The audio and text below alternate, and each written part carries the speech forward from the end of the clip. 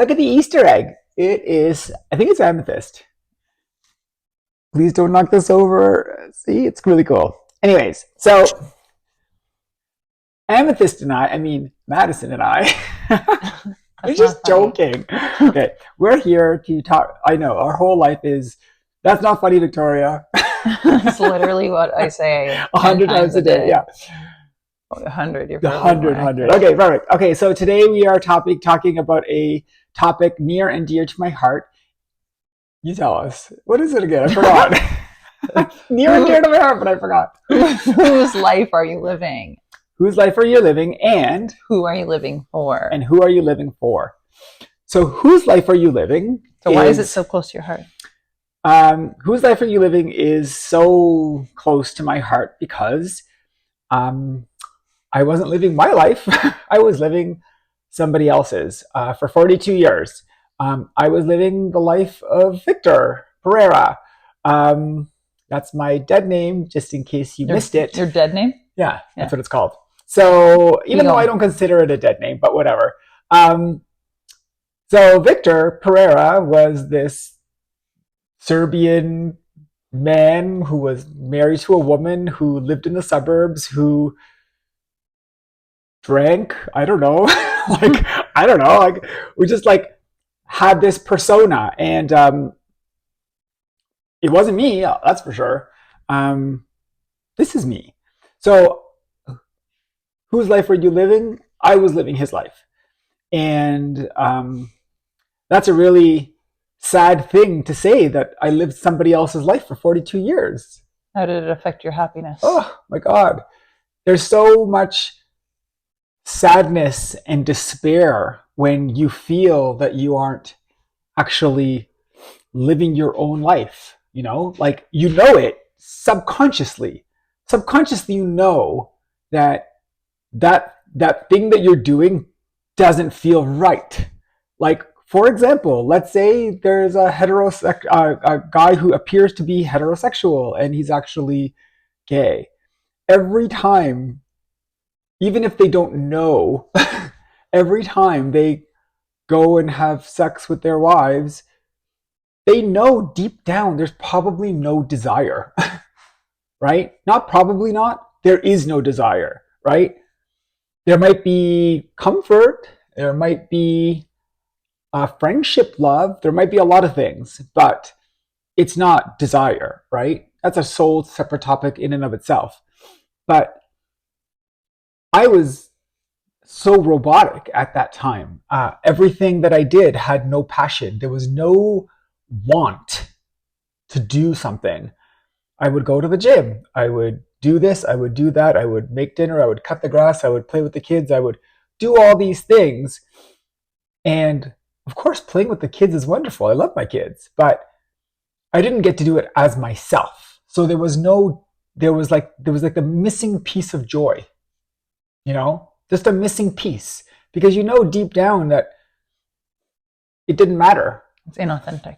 And it's inauthentic. And I feel that even when people don't necessarily know that they're acting inauthentically, they kind of do as well, subconsciously. Yeah. Right? And so, whose life am I living? I want to live my own. That's the answer that we should all be striving for. I don't want to live somebody else's life. And that somebody else is the person that you pretend to be to the world outside of ourselves. That's the mask that you wear. The problem is, for some people, the mask is stuck on their face, like that movie with Jim Carrey. Why do you think people do this? People do this to protect other people from their opinion of us. And that ties into the second concept of who are you living for? And so the question of who are you living for is the follow-up. Whose life are you living? Hopefully your own. And who are you living for is, even when you have taken off that mask and you're yourself, still so many people fail in the second step. The second step is, who are you living for? We sacrifice so much of ourselves to fit in at work, to fit in with friends, to fit in. And also, we minimize ourselves because we worry that the maximum amount of ourselves is too much for other people. And we worry about what their opinion is going to be. And we worry all of these stupid things that have no basis in reality, but it's all future anxieties that we're creating. So we, in effect, we minimize ourselves. We sacrifice parts of self, minimize parts of self to fit in, to not rock the boat, to not stir the opinions of your friends and family, your boss, your coworkers, general public. All of these things create the scenario where we sacrifice our existence, we minimize ourselves, we entirely change ourselves so that we fit in. And that is not the answer. The answer isn't to sacrifice so much of yourself that you don't even know whose life you're living anymore. Of course, we want to sacrifice for loved ones. I sacrifice all the time with this one. Anyways, just joking. Anyways, so sacrificing for family is these are things that you want to do because you love this person and they do the same thing back for you, right? Those aren't sacrifices that I'm talking about. Those are sacrifices that provide abundance more. I sacrifice for her, she sacrifices for me. As a result of that, our relationship is wonderful and we have space to grow, and there's all these amazing things that are for her and for me, and I want great for her and I want great for me, and if we're together we have more of that. I have a question. So you've mentioned how before you came out, that as much as you loved and spending time with your kids and doing that, you felt like there was something missing and it felt inauthentic. Yes. Right? Could you compare it to someone who is staying in a unhappy marriage for the kids? Is it if people are afraid to transition because of the kids?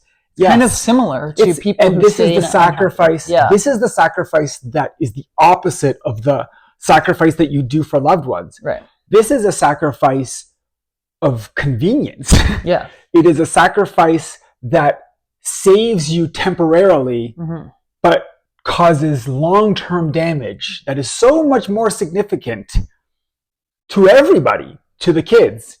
Those kids see their parents fighting. Those kids, even if they don't fight. Me and my ex never fought.